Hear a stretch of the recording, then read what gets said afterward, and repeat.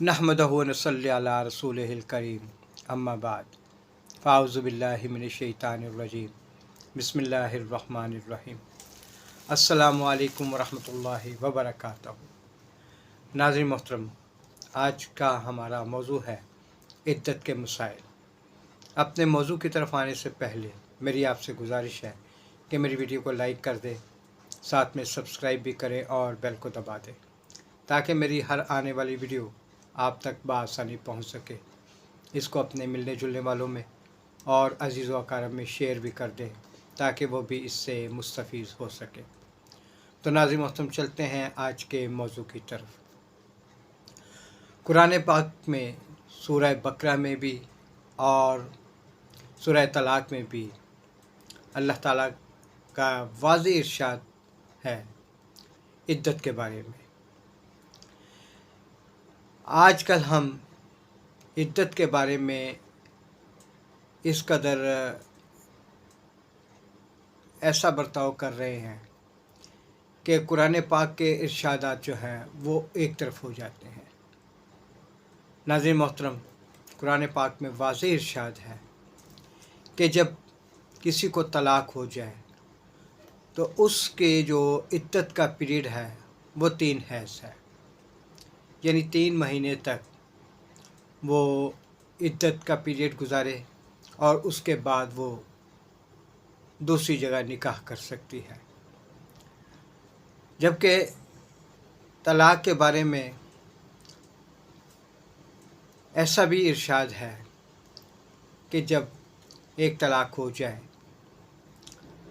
तो उसके बाद खामन और बीवी जो है वो एक दूसरे से रुजू कर सकते हैं। दूसरी तलाक के बाद भी रुजू कर सकते हैं, लेकिन तीसरी तलाक के बाद वो मर्द औरत एक दूसरे पर हराम हो जाते हैं।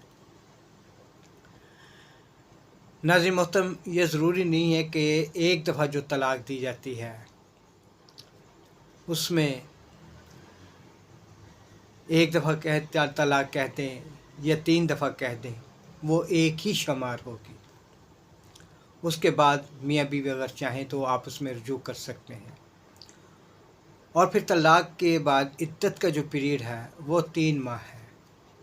3 हैज़ तक वो औरत इद्दत गुजारेगी और फिर वो दूसरी जगह निकाह कर सकती है। तो नाज़रीन मोहतरम, जब किसी का खामन फौत हो जाए तो उसकी इद्दत का जो पीरियड है वो 4 माह और 10 दिन है। इसमें एक दिन न कम हो सकता है न एक दिन ज़्यादा हो सकता है। ये जो कुरान पाक का इरशाद है उसके मुताबिक 4 माह 10 दिन तक इद्दत का पीरियड है उस औरत के लिए जिसका खामन फौत हो जाए। और अगर वो औरत जो है वो हमल से है तो फिर जब उसके बच्चा हो जाए तो जिस दिन भी हो जाए, खामन के फौत होने के 1 दिन बाद हो जाए, 10 दिन बाद हो जाए, तो उसकी इद्दत जो है वो ख़त्म हो जाती है। और अगर 4 माह 10 दिन गुज़रने के बाद भी उसके यहाँ औलाद नहीं हुई और वो ज़्यादा वक़्त लग गया, जितना पीरियड भी ज़्यादा होगा उसी कदर उस औरत की जो इद्दत पीरियड है वो बढ़ जाएगा। यानी जैसे ही वो हामिला औरत बच्चे को जनेगी तो तब उसकी इद्दत ख़त्म होगी। वो चाहे खामन के फौत होने के दूसरे दिन बाद हो जाए या खामन के फौत होने के 9 माह बाद हो, तो ये जो पीरियड है बच्चा होने तक वो इद्दत का पीरियड है। उसके बाद वो औरत दूसरी जगह निकाह कर सकती है और उसको उससे रोक टोक भी नहीं होनी चाहिए। तो नाज़रीन मोहतरम, इद्दत का जो पीरियड है वो खामिन के घर गुजारना बहुत ज़रूरी है। اور عدت کے دوران کوئی بناؤ سنگھار جو ہے یہ بھی عورت کے لیے منع ہے۔ کسی قسم کی زیبائش وغیرہ یہ عورت نہیں کر سکتی، کسی فنکشن میں حصہ نہیں لے سکتی، اور گھر کے کپڑے وغیرہ جو ہے یہ ضروری نہیں ہے کہ کالے کپڑے پہن لیے یا سفید کپڑے پہن لیے۔ گھر میں جو عام استعمال میں جو کپڑے ہوتے ہیں وہ استعمال کر سکتی ہے، اور زیادہ بہتر ہے کہ وہ خاوند کے گھر میں رہ کر عدت کا پیریڈ گزارے۔ اگر خاوند کے گھر میں کوئی ایسی بات ہے کہ جہاں پہ عدت گزارنی مشکل ہو تو وہ عورت اپنے باپ کے گھر میں بھی عدت گزار سکتی ہے، اور جہاں پہ اس کی سکون کی جگہ ہو وہاں پہ وہ عدت کا پیریڈ گزار سکتی ہے۔ اور عدت کے دوران اگر کوئی شرعی مسئلہ ہے، یعنی جیسے بیمار پڑ گئی تو ڈاکٹر کے جانا ضروری ہے، تو ڈاکٹر کے جانے میں کوئی ایسی بات نہیں ہے، وہ ڈاکٹر کے بھی جا سکتی ہے، بشرط کہ شرعی مسئلہ ہو۔ شرعی مسئلے کے علاوہ اگر گھر سے باہر نکلتی ہے تو وہ عدت نہیں ہوتی۔ عدت کے دوران جن غیر محرم مردوں سے پردہ کرتی تھی وہ پردہ اور زیادہ سخت ہو جائے گا، اور محرم سے جو بچے ہوتے ہیں ان سے جن سے ملتے رہتے تھے یا جن سے پردہ نہیں ہو سکتا شرعی حالات میں جن سے پردہ نہیں ہو سکتا ان کے سامنے وہ آ جا سکتی ہیں۔ آج کل کے دور میں تو ایسا ہے کہ جب عورت عدت میں بیٹھ جاتی ہے تو وہ عدت گزارنے کے لیے ایسے لوگوں سے بھی پردہ کرنا شروع کر دیتی ہے جن سے شرعی جو پردہ ہے وہ نہ کرنے کا حکم ہے۔ شرعی طور پر جن سے حکم ہے پردہ کرنے کا وہ پردہ سخت ہو جاتا ہے۔ تو ناظرین محترم، جس طرح عدت کے دوران